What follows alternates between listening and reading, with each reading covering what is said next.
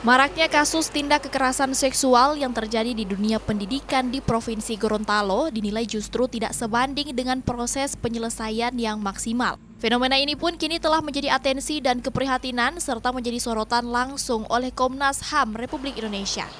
Bahkan saat tiba di Gorontalo, Komnas HAM secara langsung telah menerima aduan setidaknya 5 hingga 6 kasus tindak kekerasan seksual, baik yang terjadi di kalangan masyarakat maupun di lingkungan pendidikan. Komisioner Pengaduan Komnas HAM Republik Indonesia pun turut menyoroti penyelesaian kasus tindak kekerasan seksual di Gorontalo yang dinilai lambat dan tidak maksimal. Kami meminta kepada aparat penegak hukum di sini untuk bekerja sepenuh hati dan harus berperspektif korban dan meminta ketika melakukan pemeriksaan terhadap korban maka harus ada satu penyidik perempuan di situ. Nah, semalam kita mendapat pengaduan pemeriksaan yang dilakukan terhadap korban dilakukan oleh laki-laki semua gitu. Itu harusnya ada penyidik perempuan yang ini memahami karakter perempuan begitu sebagai korban begitu.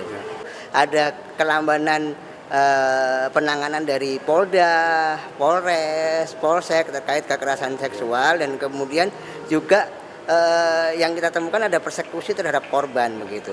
Bahkan korban kemudian menjadi pelaku itu juga ada di sini di Gorontalo gitu.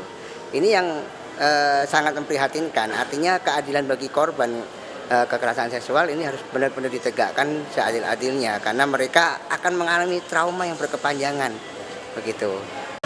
Komnas HAM juga mengatakan Provinsi Gorontalo saat ini telah darurat tindak kekerasan seksual.